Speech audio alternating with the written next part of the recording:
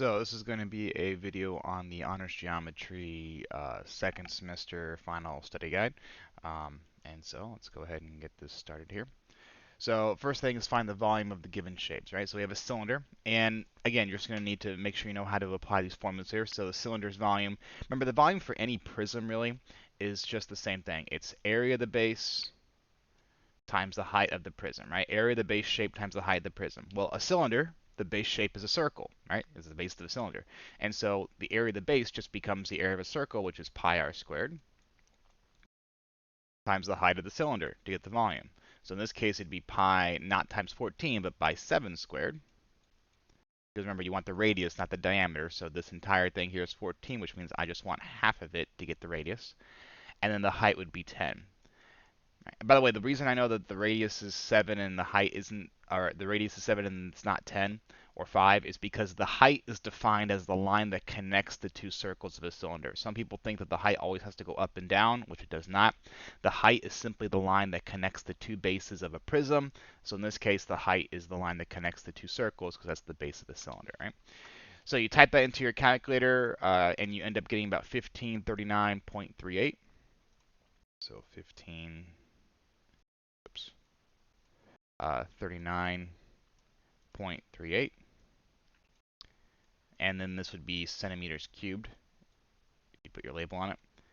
Because remember, volume is always in cubic units. For a sphere, the sphere's formula is kind of the most unique one of the bunch that we've talked about. It's 4/3 pi, and then it's r cubed. It's the only one that doesn't have an r squared in it. It's r cubed, not r squared. So in this case, it'd be 4/3 pi. Once again, we're not going to use the full 20. We're just going to use the radius, so it'd be 10 cubed. Make sure when you're doing your file, you check to see whether you have the radius or the diameter. If you have the radius, just go ahead and use the radius. If you have the diameter, make sure you cut it in half. Type that in your calculator, and you end up getting 4188.79. 88.79. And then that's that. So again, just know how to apply the formulas here, and you should be all good. For the other shapes here, we have a cone. A cone is basically like a circular pyramid, and a cylinder is like a circular prism. Now, again, they're not technically pyramids and prisms because they have curved edges, but they behave the same way. So the volume of any pyramid is 1/3 area of the base times the height. So the volume of any cone is the same thing. So it's the area of the base times the height, just like you would a cylinder. Whoops, it's a B. And then divide it by 3. Now, again, we've talked about why there's a division by 3 here when we went over this the first time, so I'm not going to bother going over that again. But just know that for a cylinder or a prism, it's area of the base times the height. For a cone or a pyramid, it's area of the base times the height divided by 3. They're very connected. So in this case, again, the base shape is a circle, so it'd be pi r squared. Whoops, pi r squared times the height divided by 3. My mouse is a little bit hard to move today, so pardon the bad handwriting. And so in this case, it would be pi. Now in this case, we do have the radius 5, so it'd be pi times 5 squared times 10 over 3. Now notice here that the height in this case is referring to the true height, which is from tip to base in a straight perpendicular line, so straight down, not the slant height. The slant height is something that we use for surface area, not for volume. Right? So once again, you type that into your calculator, and then you should end up getting about 261.799. 0.799. Again, technically you only have to round it 2 decimal spots, but we're just going to do 3 here just because. Right? And then for this one, which is a triangular prism, again, it's still a prism, so it still follows the same basic formula, which is area of the base times the height. And in this case, the base shape is a triangle, and we know the triangle, the area of a triangle is the base length times the height of the triangle all over 2. Now notice here I have 2 h's. One is for the height of the triangle, one is for the height of the prism. So I'll put a little h sub p here, so that we know that's the height of the prism, not the height of the triangle, right? Not hit points, but h sub p. So what lines do I look at to get the base and height of the triangle? Well, that's where the right angle comes in. The right angle tells you what's the base and height of the triangle. So this right angle hits this line right here, and it hits this line right here. Those are the two lines that right angle mark there touches, right? It touches right there, and it touches right there. And so those are the two lines that I'm going to use as my base and my height. So this line right here is 4. It doesn't really matter which one you put in where. So I'll put in 4 here for the height of the triangle. Again, it's the height of the triangle, not the height of the prism. This line right here, I don't know, but if I look over here, I see that this line is 3 meters. So that means that this line's also going to have to be 3 meters. So I'll put a little 3 right here. Over 2 times the height of the prism. And again, the height of a prism is the line that connects the two bases. Well, since it's a triangular prism, that means the bases are the two triangles. And so the line that connects them in this case is the 6 meters. So be 6. Not the 5, but the 6. Again, type that in or do it mentally. Not too typical to do. And you end up getting 36. So with triangular prism, it is a little bit tricky because you have multiple heights and bases. But just remember the height of the prism connects the two triangles. The height of the triangle is touched by the right angle mark. In this case, it's just finding simple area. So this is probably stuff that's a little bit basic because we've been doing this for a while. Some of you before you even got into geometry here. So the area of a rectangle, again, pretty simple. Base times height. So 8.9 times 6.3. Again, just base times height or length times width, depending on how you were taught. In this case, we end up getting 56.07. 56.07. Trapezoid had probably the longest area formula. But basically, think of a trapezoid as a triangle with two bases, right? So a triangle, the formula is base times height over 2. We just did that.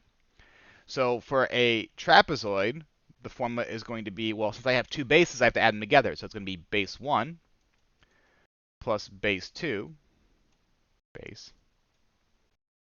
times the height all over 2. So in this case, my two bases are the ones that are parallel to each other, so 4.1 and 1.7. Basically, the two bases, kind of like in a prism, the two bases are the lines that are connected by the height. So it'd be 4.1 here plus 1.7 times the height of the trapezoid, which is 4 meters, all over 2. Work that out, and we end up getting, let's see here, working my calculator off screen here, 11.6. So that is the area of the trapezoid. Again, a little bit more longer than most, but not too difficult. Just think of it as a triangle with two bases. Speaking of triangles, in this case, as we just talked about, the area of a triangle is base times height over 2. And again, the base and the height are the lines that are connected by the right angle mark. So this line and that line. Those two lines there are my base and my height. So I get 9.4. And again, it doesn't really matter which one you put where. That's a little bit of a weird looking 9. Let me try and fix that if I can. So 9.4 base times height, 11. Again, you can switch these around if you want to. Technically 9.4 is the height, but again, it doesn't really matter. Over 2. Work that out, and you end up getting 51.7. 51.7. Now, we're going to assume this is a regular polygon because that's how we were taught, and we don't know how to do it without it being a regular polygon, or at least it would take too long. That's a 5, by the way. Let me change that too. It's getting on my nerves. So, for a regular polygon, the way you figure out the area is you use what we call the NASA formula, even though it was missing an A here for the acronym. So that is the N times A times S all over 2. Right? So N times A times S. And the way you figure these out is the N is the number of sides on the shape. So in this case, what are the number of sides on the shape? We have 1, 2, 3, 4, 5, 6, 7, 8, 9. So we have 9 sides. It's a nonagon or an anagon, depending on how you want to say it. A is the apothem. So the apothem is kind of like the quote-unquote height of the polygon. It doesn't go all the way across, but the apothem is the distance from the center to the midpoint of an edge. So in this case, from this center point right here to the midpoint of this side right there. It's not from center to corner. That's actually the radius of the polygon, but it's center to the midpoint of the opposite edge, or an edge, because it's on the center. And once again, think of the apothem as kind of like the height in that it's connected by that right angle mark, right? So look for that right angle mark if you don't know where your apothem is. So in this case, it's 9.4. And then S is simply the side length. So in this case, 6.8. Remember, we're going to assume that this is regular, so all the sides have the same length, because this formula does not work if it's not a regular polygon. And then we divide it by 2. So once again, you type that in, work that out, and you end up getting 287.64. And again, if you see me do anything incorrect, or if you get different numbers and you're sure you're right, just let me know via email or something like that. Talk to me in class. Whoops.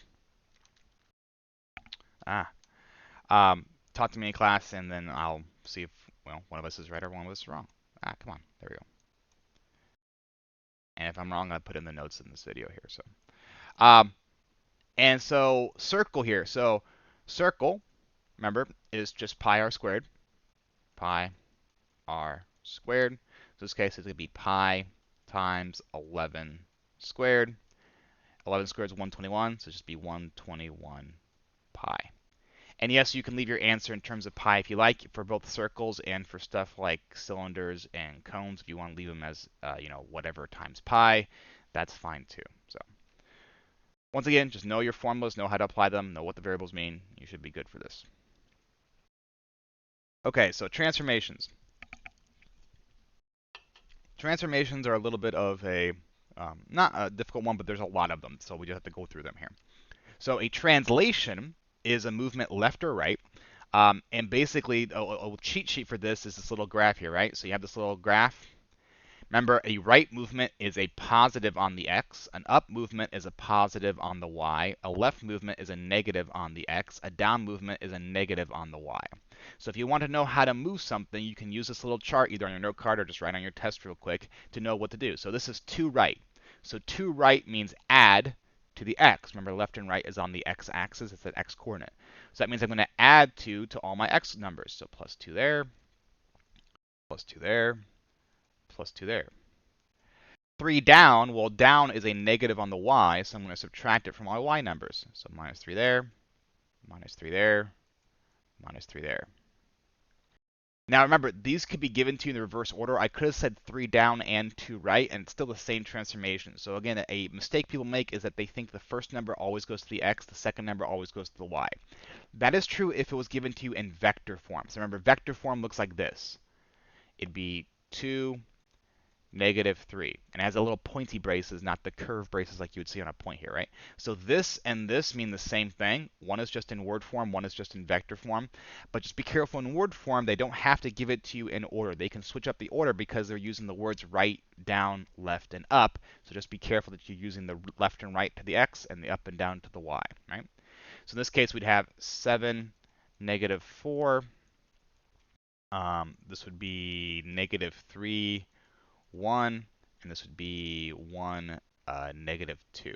And again, the way you label this is you label this as v prime, w prime, and then x prime. Remember, the apostrophe just means it's been changed, right? So if I had double prime, it means it'd been changed twice from v. So reflections. So remember, there's 3 types of reflections we did. We did reflections over the x-axis, we did reflections over the y-axis, and we did reflections over the main diagonal, which is the main diagonal. Remember, if you have a graph here, the main diagonal is the line that cuts it in half diagonally, right? It's the line y equals x in graphing terms. And reflections are simply just counterintuitive movements. So if I say reflect over the y, that means I'm going to multiply the x number by -1. So I'm going to take -1 times all the x coordinates. If I'm reflecting over the x-axis, I'm going to take -1 times all the y coordinates. Again, it's counterintuitive, kind of like a reflection in a mirror. You're doing the opposite of what you see. And the reason for that real quick here, I'll show you that. Come on, there you go. Is if I have a graph, and I have a little thing I want to reflect over here. If I say reflect over the x, that means I want you to fold with the x-axis as the crease. So I'm folding top to bottom. Well, if I'm folding top to bottom, that means this shape is going to end up down here. Or if it was down here, this shape was going to end up here. So even though it says reflect over the x, it's actually moving the shape up and down because that's how you're folding the paper. Same for reflecting over the y. Reflecting over the y means you're going to move it left and right because the y-axis is the crease of your fold. Now, the main diagonal is the only reflection you don't multiply to. It's the unique one. It's the oddball of the group. The main diagonal just simply means swap your x and y. So you don't multiply by -1, you just simply swap their positions. So this says reflect over the x. That means I'm going to take my -1, I'm going to times -1 to all my y's. So times -1 there, times -1 there, times -1 there. So this would be 3 comma 4. This would be 2 comma 1. This would be 5 comma 3, right? So again, reflections, just think counterintuitive, except for the main diagonal, which is the only unique one you don't multiply by -1. Dilations are pretty simple. You simply take the scale factor, which is what you're dilating by, and just times it to all the coordinates. So dilation of 2.5. Remember, about the origin just simply means where we're dilating it from. So where is it zooming in and out from? So this means I have a graph, I have a shape, and I'm increasing its distance from the origin by 2.5. So every point here is 2.5 units further away from the origin than when it started, right? So that just means multiply every point by 2.5. So multiply, I'll just do it like this. I do times 2.5, and then I just do an arrow across. I know I'm doing it to every point here, right? So this would be -5, -2.5. This would be 2.5, 5, and this would be 5, 0. Just multiply all the points by your scale factor, and you should be good. That looks very, very bad. And then rotations. So rotations are probably the most difficult one because they have the most to them. So there are basically 3 types of rotations and then a few subtypes. So every rotation has a direction and a degree, except for 180. 180 just has a degree. So you can either go 90 clockwise, you can go 90 counterclockwise, or you can go 180. Right? So we'll talk about the 90 clockwise first. Each of the 90s has 2 steps to it. It's a multiply and a swap step. So 90 clockwise means you're going to take the x numbers times -1, and then after you do that, you're going to swap their positions with the y numbers.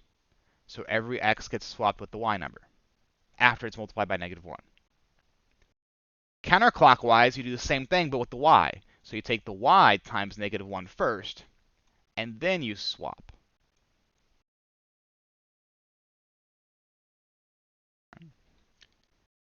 Now, there's also a 270 rotation, but 270s just are like 90s in the opposite direction. So 90 clockwise is the same thing as 270 counterclockwise. And 90 counterclockwise is the same as 270 clockwise. Right. Again, my mouse is a little bit weird today, so pardon the bad handwriting.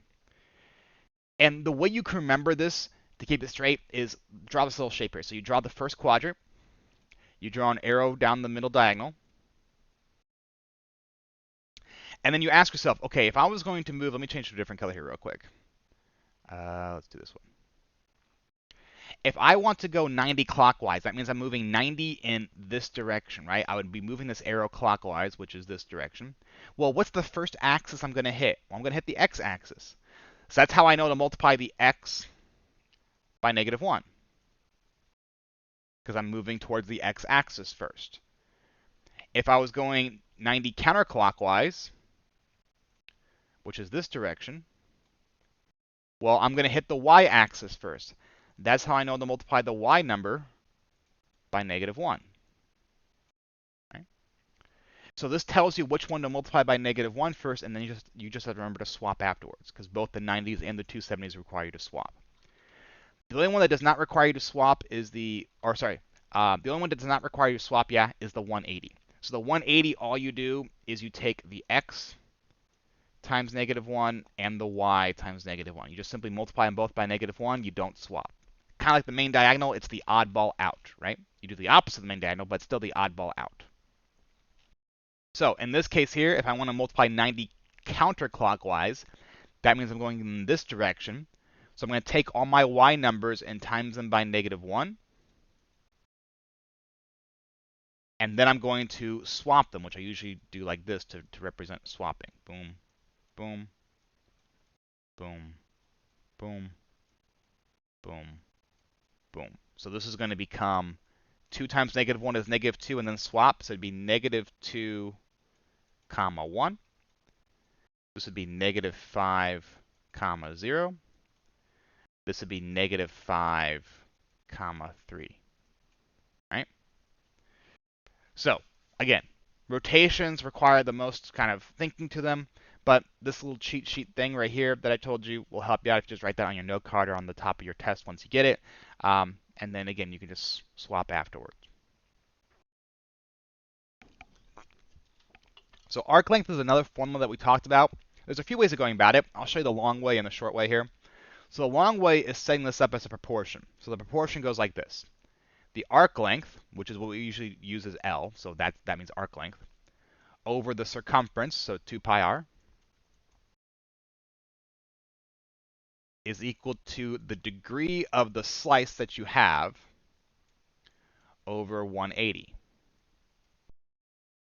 So in this case, what it would look like is it'd be arc length, which is what I want, over 2 pi, the radius here is 7, so 2 pi 7, is equal to the degree of the slice, 120, over 180. Right? That's 120, so I'm not sure. Got a little tail there. 120. And then you can cross multiply and solve that through. Now, the shorter way is looking about this as like a percentage, right? I have 120 degrees out of 180, so I want to figure out what percent of the circle do I have, and I want that percent of the circumference. So if I had 30%, if this slice here was 30% of the circle, that means that this arc length is 30% of the circumference, because the arc length is simply a piece of the circumference. How big of a piece? Well, it depends on what the percent of the circle that you took. So the way to do this a little bit quicker is to think about it like this. It's 120 over 180, which again is just the percent of the circle that you have. That's what this roll here is just getting the percent of the circle that you have, times the circumference, 2 pi times 7, because that's the full circumference that you have. So 120 over 180 here, if we do that real quick, 120 over 180, again, calculating on off screen here, is about 66%. This is like 0.6 repeating. 0.6 repeating. So I want 66% of this circumference. And that's going to be the arc length, because the arc length is roughly 66% of the circle that we have here, right? And then if you just calculate that out, both ways, either way you do it, you end up getting about 14.66. Okay? So either way is okay how to do it. Again, the whole thing simply boils down to what percent of the circle that you have, and take that percent of the circumference to get your arc length. So Pythagorean theorem, again, we've talked about quite a bit before, so we should know kind of how this works here. Pythagorean theorem, remember, is just a squared plus b squared, b squared is equal to c squared. The only one that's really important here is c squared. Remember, c squared is the hypotenuse, which is either the longest side of the triangle or the side opposite the right angle. Whatever way you want to think about it, both things are going to be working for you here. So in this case here, I have 12.5 as my c, because that's the opposite of the right angle. So this would be x squared. Whoops, keep hitting that number there. So we have x squared plus 6.5 squared. Doesn't really matter which one you put first, as long as the 12.5 is by itself, because it is my hypotenuse, so it has to go in the c spot, right? Again, you saw this through using basic algebra, so you'd square everything first, then subtract 6.5 squared from both sides, and then square root both sides to get the x by itself. Again, we've done that for a while, so I'm not going to extend this video longer than it has to be here. I trust you guys can do the algebra. We end up getting 10.677. Again, if you don't remember how to do the algebra, let me know via email or in class, and I'll be glad to help you out there, right? I'll just do 6.8 to round it off. In this case here, x is my hypotenuse. So again, it go the same way. it'd be 13.7 squared plus 7.6 squared is equal to x squared. So once again, I'd square my numbers, then add them together, then take the square root of both sides. In this case, we end up getting 15.67. Oops. 0.676. So again, Pythagorean theorem, we've done it for a while. I think we did it first semester even, so I trust you guys can work your way through that one, right? SOHCAHTOA was a new thing. So remember, SOHCAHTOA stands for sine, cosine, tangent. They're what we call the trig functions. So when someone says trig functions, they're referring to sine, cosine, and tangent. And remember, this is all based on what type of arrangement you have with your numbers here, right? So in this case, you always want to figure out what's your reference angle. And usually the reference angle is either the angle that you're missing or the angle that you're given that's not the right angle. So in this case, my reference angle would be 28 because that's the angle I'm given that's not the right angle. And then I base my opposite, hypotenuse, and adjacent off that. Remember, O, A, and H stand for opposite, hypotenuse, and adjacent. Well, the hypotenuse is the side opposite the right angle. So it's the side that's across the right angle. It's not touching the right angle. So that's my 18. So I'm going to put a little h there because I know that's my hypotenuse. My opposite is the side that is across my reference angle. Or put another way, it's the side that's not touching my reference angle, which again here is the 28. So if I look at the 28, if I draw an arrow straight across, that's my opposite. My adjacent is the side that's touching both my reference angle and the right angle, or just simply the side that you haven't marked yet in this case. So there's my adjacent. So which trig function I'm going to use depends on what I have. So in this case, I have my hypotenuse. I want to find my adjacent. So I have an h. I want to find an a. A and h means I'm going to be using cosine, right? I don't have anything about my opposite, so I can't use sine. I can't use tangent because I don't know anything about my opposite. So it's my cosine that I want to use. So the way this will work here is you do the trig function first. So it's cosine of 28. The angle always goes inside, is equal to a over h. It's in order here. So x over 18. Solve for x, so you multiply both sides by 18 times 18. Oops, times 18. I can draw that 8 there. And so we get x is equal to, again, you simply type this into your calculator. Make sure you're in degree mode. If you're not in degree mode, it's going to give you the wrong answer. In this case, we get 15.89. 15.89. Right? Now, in this case, we don't know our reference angle. We want to figure it out. So we kind of do the same format. So you figure out what's your O, A, and H first. So in this case, there's my O. Opposite my right angle. So there's my H. And this is my adjacent because it's not touching. Or sorry, it's touching both the right angle and my reference angle. This is an O here, by the way. So once again, I have an H and an A, so I'm going to be using cosine. So it's going to look like this. Cosine of x, or theta if you want, which is usually the variable that we use for representing unknown angles, is equal to 22 over 27. So if I want to solve for x, I want to get rid of the cosine, but I don't want to get rid of the x. So what we do here is we use the inverse. So it looks something like this. This is how I write it out, at least to show my work. Is we're going to take the cosine inverse of this entire thing here. Cosine,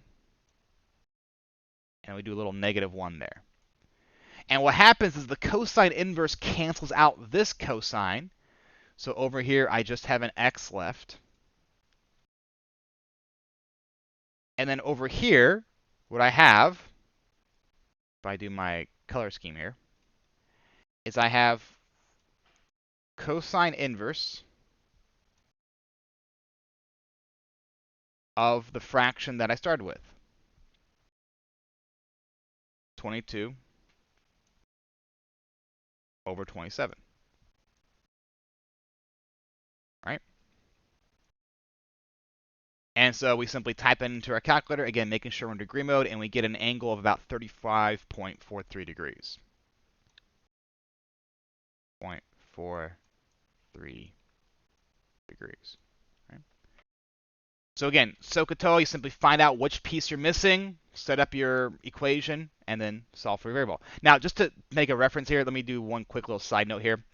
In this case, the variable was on top. If the variable's on bottom, so let's say you have something like this, or let's say you have a 20-degree angle here, and in this case, there's my right angle. Let's say you had an x here and a 5 here. The way you would type this out or write this out, because it's in the cosine thing, is you would do cosine of 20 is equal to adjacent over hypotenuse. If the variable is on bottom, what essentially happens, and we talked about this in class, so I'm not going to go over it in detail here, but what essentially happens is the x and the cosine function or the trig function switch places. So it'd be x is equal to 5 over cosine of 20. And then that's what you type into your calculator. You type in 5 divided by cosine of 20 and solve it through. Or sine or tangent, whatever trig function you have, the x and the trig function just simply swap places, so the trig function's on bottom and the x is by here by itself, which is where you want it. Right?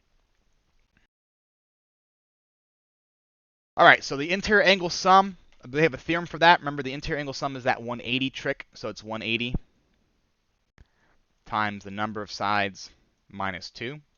So in this case, I have 1, 2, 3, 4, 5 sides. So it'd be 180 times 5 minus 2, which is 180 times 3, which gives me 540. So interior angle sum, when you hear that word, just think this formula right here. 180 times the number of sides minus 2. Now, you will use this typically to solve problems like this. Because if I said find the value of x, well, in order to find the value of x, I need an equation. And in order to get an equation, I need to know what will all these have to add up to? How do all these things relate? Well, again, because it's a pentagon, I know that all these angles are going to add up to 180 times 5 minus 2. Because the interior angles are always going to add up to whatever this number is in any shape, which we just said is 540. So once I get that down, I can then make an equation. 540 is equal to, I add up all my numbers here, so 120 plus 80 plus 150 plus 140 plus 2x. Well, I can't add the 2x with everything else, so I'm going to leave it up here. 2x plus, that's a 2 by the way, plus 120 plus 80 plus 150 plus 140. You add all those up there, you end up getting about 490. 490.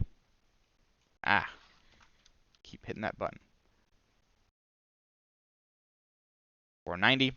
And then you'd solve this using your basic algebra skills, right? So you'd subtract 490 from both sides and then divide by 2. Whatever you get there should end up being about 25. So 25 is equal to x. So again, if you have a problem where the variable is an angle inside a polygon, all the angles in a polygon are always going to add up to whatever this number is. If it was a hexagon, I'd do 6 minus 2. If it was an octagon, I'd do 8 minus 2.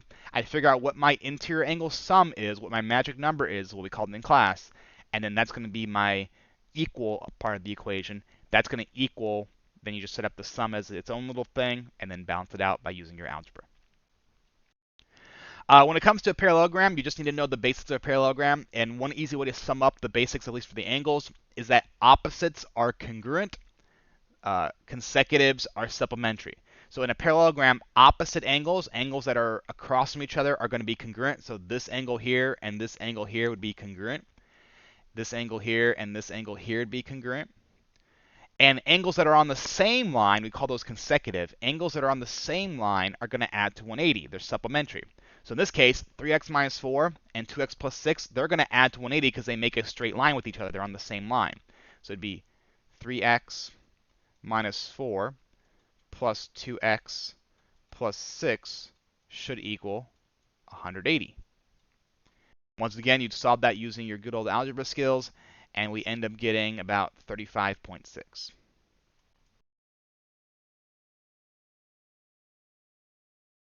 So again, when it comes to parallelograms, opposites are congruent, consecutives, things on the same line, add to 180. So, word problems now. These would be the non-multiple choice things. how much paint would be needed to paint a box that is 6 by 8 by 10, assuming all sides are painted? So remember, painting, coating, covering, wrapping, those are all surface area questions. So I have a box here. I'm going to do my best to draw this using my poor drawing skills on this program here. So I have a box. I know it's 6 by 8 by 10. So 6 by 8 by 10. And I want to find the surface area of it because that's how much I'm going to need to paint. Now, when it comes to surface area, there's an overall way of doing it and there's shortcuts for a box. So the overall way of doing surface area for any shape, right? Except for the cylinders, cones, and spheres. Those have their own formulas that we talked about in class, so just make sure you brush up on those. But for any other polyhedron, any other straight edge 3D shape, the way you get the surface area is you cut it up into its individual faces, into its individual shapes, and then add them back together. So for example, real quick here, if I go back, if I wanted the surface area of this triangular prism, I would cut this up into two triangles. So there's one triangle here, and there's one triangle here. So I'd figure out what's the area of both of those triangles. Then I'd say, okay, well, what else makes up, I keep hitting that button. What else makes up the shape? Well, I have one rectangle here. I have another rectangle on bottom. And I have another rectangle in the back. So I'd figure out the area of all three of those rectangles, plus the area of those two triangles. That'd be the surface area of that shape. So every shape can be done that way for surface area, is you cut it up into its individual shapes, figure out the areas of each, and then add them back together. Now, when it comes to a rectangular prism, which is what we call a box, right? This shape here is a rectangular prism or a box. There's a shortcut. It's the pair and multiply shortcut. So what you do is you take the dimensions of the box, you pair each number set up once in a multiplication way. So it'd be 6 times 8, first pair. 6 times 10, second pair. 8 times 10, last pair, right? So you should have 3 pairs. This basically gives you half the shape, right? Because remember, there's a 6 by 8 rectangle in front, and there's also a 6 by 8 rectangle in back, because that's how a box works, right? The front and the back are the same. There's a 8 by 10 rectangle on bottom. There's also an 8 by 10 rectangle on top, because the top and bottom are the same. Ditto for the left and the right. So you pair each number up, or you pair each pair up and multiply them. Then you can do this either before or after. So let's just go do it after here. So then you're going to multiply them out. So this would be 6 times 8 is 48. 6 times 10 is 60. 8 times 10 is 80. Once you've multiplied them, then you're going to add them together. So you're going to add those guys together. So 60 plus 48 is going to be 108, plus 80 is going to be 188. And then once you add them together, then you're going to double your answer, because basically what you did is you got half the box. You got the left, the bottom, and the front.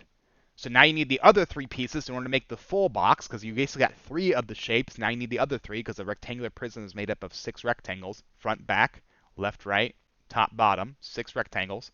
So I did 3 of them.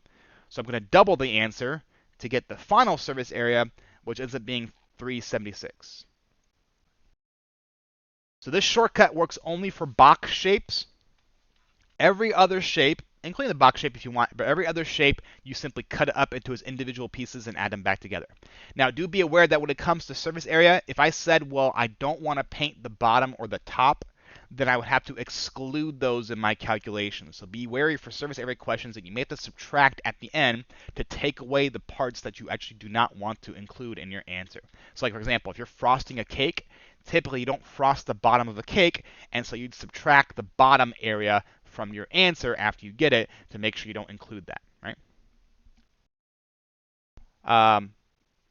So the next one here, another surface area question, but different. This is a scale question.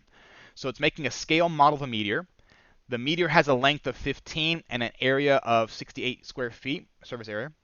If the toy has a length of 8, what's the surface area of the toy?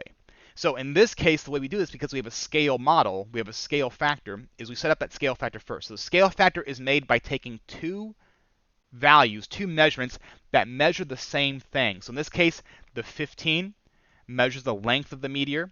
The 8 measures the length of the toy. So length and length get paired up. So it'd be 8 over 15, or 15 over 8. It doesn't matter as long as you're consistent. So this is the toy over the actual.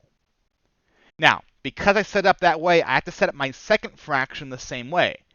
So I want to pair up, okay, now what do I want to figure out? I want to figure out the surface area of the toy. So the toy goes on top, right? Toy measurements go on top the way we made it here. Again, if I reverse these, then I reverse this. So this is x, because I don't know what the surface area is of the toy. But I do know the surface area of the actual meteor is 68. So 68 would go there.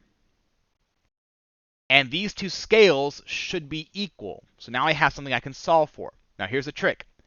There's one of three things you have to do here, right? Once you get your scale set up, so you have your scale factor here, you have your other factor here. Once again, if these two things were flipped, then these two numbers would be flipped as well. So you can set up however you want as long as you're consistent with the same measurement on top and bottom. You're either going to cross multiply right away, you're going to square your scale factor and then cross multiply, or you're going to cube your scale factor and then cross multiply. So how do I know which one to do? Well, it depends on what you're figuring out. If you're figuring out lengths and heights and perimeters and that stuff there, if you're figuring out linear measurements, you simply cross multiply right away. If you're figuring out areas, like surface area or just area in general, then you have to square your non-area fraction. That'd be this fraction right here, because this fraction does not have the area numbers. This is a surface area. It's already squared, 68 square feet. So I don't want to square it again. I don't want to square this fraction twice. I want to square the one that's not been squared, which is this fraction over here. So you would square first and then cross multiply. If I was dealing with volumes, I would cube the non-volume fraction and then cross multiply. So this would be 64 over 225 is equal to x over 68. And there's a few ways you can solve this. The way we typically do is we just cross multiply, right? So we multiply those two together, and then solve it from there. In which case you would end up getting about 19.342. Or 2 repeating, I believe, as your answer. But again, you always square or cube your non-volume or area fraction. This is 68 square feet. I don't want to square it again, so I square the other one. If this was volume, it'd be 68 cubic feet. I don't want to cube it again, so I cube the other one. So you square or cube the non-square or cubed fraction. This is another scale question, although it deals with shadows. So shadows have a kind of an inherent scale to them. We talked about Y in class. I'm not going to go over that again here. So a 5-foot tall post casts an 8-foot shadow. So here's a 5-foot tall post. It casts an 8-foot shadow. How tall would a building be if the building's shadow is 48? I want to know how tall is this building, X. Well, again, shadows kind of are inherently a scale type question. So I'd set up the same way. I'd make sure I'm consistent. So for example, height over height. So height of the building over height of the post. So the post is 5 feet high. The building's X feet high. So I can do 5 over X. Again, my scale factor is two things that measure the same thing. In this case, they both measure the height of stuff. Then I'd pair that with 8 and 48 because those are both shadow length. So shadow over shadow, 8 over 48. Again, being consistent, right? If I start with 5 on top, I have to start with 8 on top because I have to be consistent when I'm making my second fraction. So 8 on top here, 48 on bottom there. Now, I have to ask myself, do I have to square or cube anything? Well, 5 and x, those are both lengths. 8 and 48, those are both lengths. Technically, these are height, but they're still linear measurements. So everything is a linear measurement. There's no squaring, there's no area, there's no volume. And so I don't have to square or cube anything. I can go straight to cross multiplying. So unlike the last one, where I have a square measurement involved, and I'm dealing with area, so that's why I had to square. And this one, I don't have any square measurement involved. I don't have any area involved or volume involved, so I don't have to square or cube anything. I can just go straight to cross multiplying, like so, and get my answer that way. You can also reduce this fraction first if you want to before you cross multiply. It might help you out. Either way, though, you should end up with an answer of about 30. 30 is equal to x. Okay.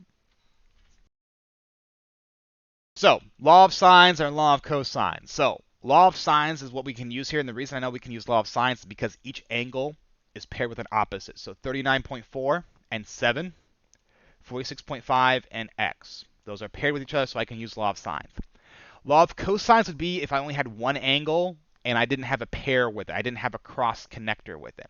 Now, if you want to know about law of cosines, you can go back to the video on law of cosines that we have on the channel from the quiz that was on and the notes that was on. Because that's going to take a little bit too long, make this video a little bit longer than it already is. And so I'm not necessarily going to go into it too much, but I will tell you about the law of sines because it's pretty quick and easy here. And we can use it to solve this problem. So the law of sines just simply says you take an angle, let's say 39.4, the sine of 39.4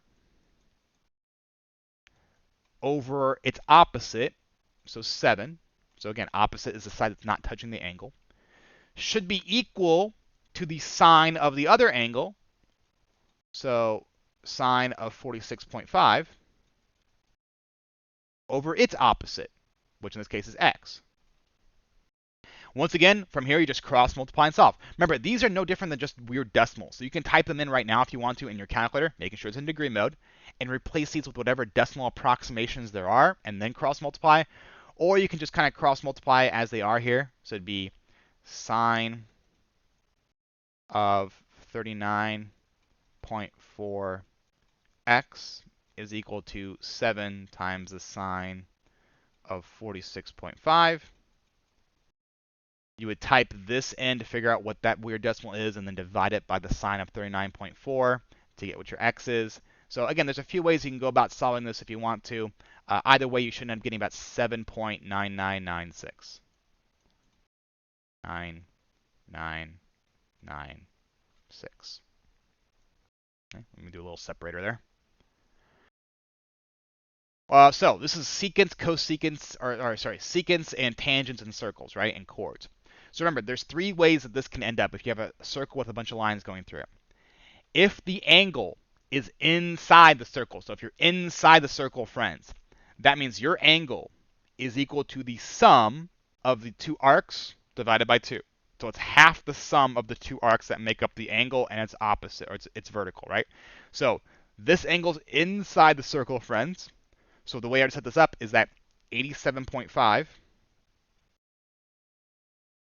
is equal to half the sum of the two arcs, its front arc and its back arc. So 5x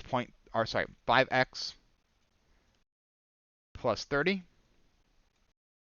and 7x plus 25. I do not care about the top and bottom arc because that's not the front and back arc of my angle. If my angle was this angle right here, then I would care about these two arcs. But it's not. It's this angle right here. So I care about the front and the back arc.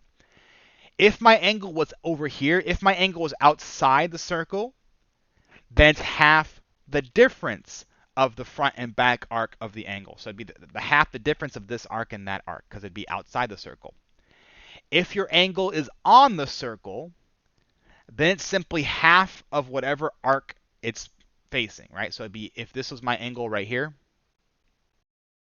then it'd be half of this arc right here. It'd be half of this entire arc here if this was my angle that I'm looking for, right? It'd be half of this arc because it's on the circle.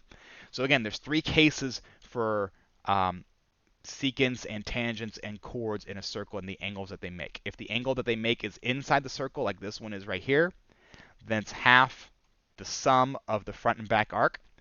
If the angle's outside the circle, like if it was over here, it'd be half the difference of the front and back arc.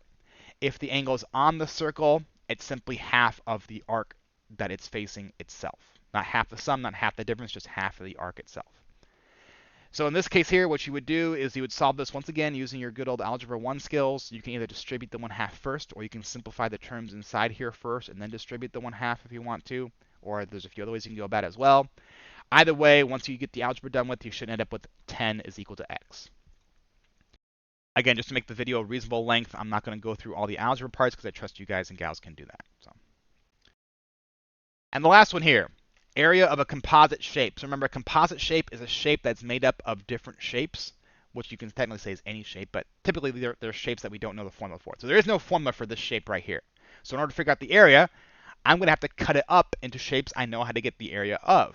Now, there's a few ways you can go about this, right? So some of you might be thinking, well, I can cut this into like a triangle right here. So it'd be a triangle right there. Then I can maybe cut it into two rectangles here and here. So I can treat this as two rectangles and a triangle, find the area of all those, and then add them together. But remember, trapezoids are shapes too. And even though they do have like a weird formula, sometimes trapezoids can help you figure out areas a little bit easier because they do cut large sections off pretty easily. So for instance, I can cut it like right here just once, right there. And now I have a trapezoid and a rectangle. So there's two shapes instead of three. So it makes my workload a little bit easier. So the rectangle, we can pretty clearly see, is a 4 by 6 rectangle. So the area of that rectangle is just going to be 4 times 6, which is 24. The area of this trapezoid is a little bit trickier. So remember, the trapezoids have two bases, a top and bottom. My top base is 9, so it'd be 9 plus my bottom base. So my bottom base is 8. Whoops. My bottom base is 8 plus whatever this line here is. So how big is that line? Well, I have to go back to my rectangle here. That line is going to be 6 feet long because remember, opposites in a rectangle are congruent, so opposite sides are going to be equal. So this line here is 6 feet. So 8 plus 6 would give me 14. So it'd be 9 plus 14 times the height of the trapezoid. So the height of the trapezoid is this line right here. Well, how do I figure out what that line right there is? Because it's not 10. 10 feet is the entire line from this point here to this point here. That's 10 feet. I just want this line right here. I just want this entire line here. Well, that's going to be 10. This line right here is going to be 10.